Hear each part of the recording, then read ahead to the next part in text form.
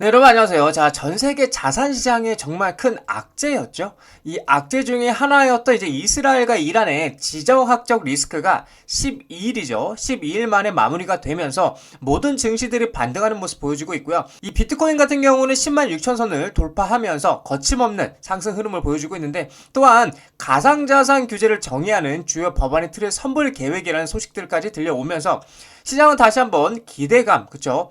이 기대감이 불타오르고 있는데, 그렇다 보니까 최근 이 리플은 미국 연준 결제 시스템의 채택과 그리고 ETF와 재판 그리고 스테이블코인 관련해서도 긍정적이게 제도권 진입에 대한 방향성이 보이고 있는 시점입니다. 관련해서 대응 방법과 어떤 이슈들이 있는지 함께 살펴보도록 하겠습니다. 자, 뉴스를 보게 되시면 이제 비트코인 10만 6천 달러 중동 휴전의 상승세가 지속되고 있다라고 지금 얘기를 하고 있는데, 자, 아무래도 이제 악재성이었죠.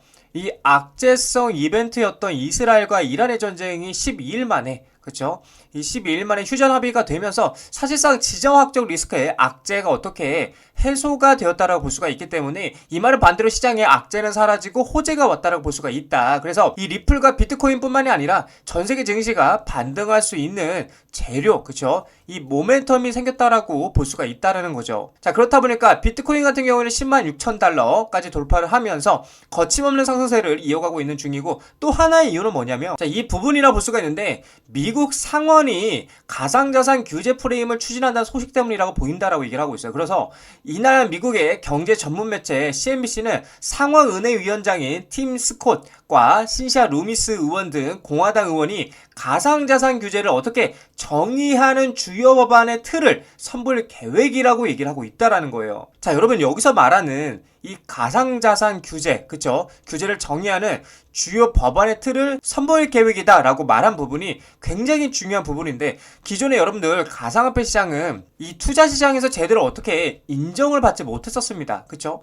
인정을 받지 못했었는데, 뭐 도박과 투기 자산 그리고 사기다라고 하는 사람들 대부분이었다. 근데 이제는 당당하게 주요 법안의 틀 안에서 인정을 받고 제도권 자산으로서 성숙한 시장이 되어가고 있다는 겁니다. 이게 굉장히 중요한 보다 포인트라는 거죠. 굉장히 중요한 포인트인 거예요. 자, 그리고 또 중요한 게 뭐예요? 파월 기준금리 고점에 도달 인하 여력이 충분하다라고 얘기를 했어요. 제롬 파월 연준 의장은 미국 기준금리가 고점에 도달했으며 금리 인하 여력이 충분하다라고 시장에 밝혔고요. 그로 인해서 지금 기대감이 높아지고 있다고 얘기를 하고 있어요. 그래서 또한 이제 인플레이션이 예상보다 빠르게 둔화될 경우 금리 인하 시점이 앞당겨질 수 있다라고 얘기를 하고 있다라는 거죠. 말 그대로 여러분들 기준금리를 낮출 수가 있다라는 건데, 자, 우리가 코인에 투자를 하고 있고 뭐 리플에 투자를 하고 있는데, 이 리플만 올라가면 되지 뭐 굳이 이 금리, 그쵸?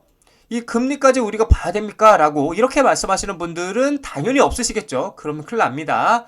여러분들이 아셔야 될 게, 이제 우리 가상자산은 그냥 가상자산으로서 끝나는 게 아니고요.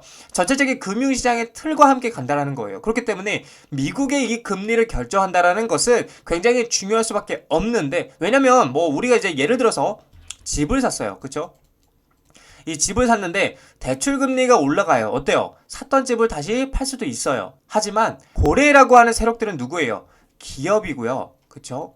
이 기업이고 기관인데, 이러한 사람들은 주식과 코인 시장에 투자를 합니다. 근데 금리가 여전히 이렇게 높게 되면은 이 투자 자금들을 회수할 가능성이 굉장히 높아진다라는 거죠. 그렇게 되면 자연스럽게 거래량이 어떻게 돼요?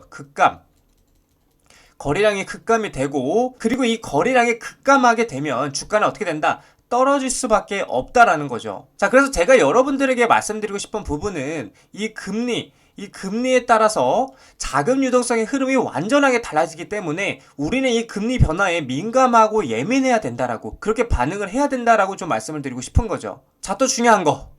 파월 은행 암호화폐 산업 참여 가능 금융 시스템 건전성 보장 전제라고 얘기를 했어요. 제롬 파월 미국 연방준비제도 의장은 은행들은 암호화폐 산업에 금융 서비스를 제공하고요, 관련 사업을 수행할 수 있다. 단 금융 시스템의 안정성과 건전성이 보장돼야 한다고 얘기를 하고 있다라는 거예요. 자, 이 암호화폐 산업에 참여한다라는 것은 이제 은행들이 가상자산을 보유하고요, 비축할 수 있게 되고요. 이 말은 즉 은행들도 이제 시장에서 자유롭게 가상자산에 어떻게 투자를 할 수 있게 된다라는 것을 의미하고 있다는 거예요. 다시 말해서 수많은 자본금들이 이제는 리플과 가상자산을 통해서 유입될 수 있다라는 뭐다? 신호. 이 신호를 우리에게 주고 있다라는 겁니다. 자, 그렇기 때문에 우리는 이러한 신호들을 가볍게 절대적으로 생각하지 말고 이 구조를 이해하고 리플의 밸류를 신뢰하면서 투자해 나가셔야 된다라고 저 여러분들에게 말씀을 드리고 싶습니다. 자, 리플 차트를 보게 되시면 계속해서 이 3,000원선 라인에서 왔다 갔다 하면서 지금 올라갈지 내려갈지 알 수 없는 그러한 흐름들을 보여주고 있고요. 그래도 이제 불행 중 다행인 거는 계속해서 3,000선을 지지하고 있는 모습들을 보여주는 것 같다라고 이제 여러분들에게 말씀드릴 수 있을 것 같은데, 근데 지금 중요한 포인트는 뭐냐, 결국에는 올라가냐 내려가냐 궁금하실 텐데, 자, 내려와주면 땡큐입니다. 왜냐? 우리는 매수하면 됩니다. 내려올 때마다 계속해서 매수를 하면 돼요. 이 말은 무슨 말이냐? 우리가 100%의 물량이 있다. 그러면 25% 그리고 25% 50% 이렇게 세 번의 분할 매수 1차, 2차, 3차를 쪼개가지고 떨어지면 1차 매수, 또 떨어지면 2차 매수, 또 마지막은 여기까지 떨어지게 되면 3차 매수를 하면서 여기서 비중을 늘려가게 된다라면 굉장히 뭐다? 매력적인 자리가 될 것이다 라고 저 여러분들에게 말씀드리고 싶어요. 그래서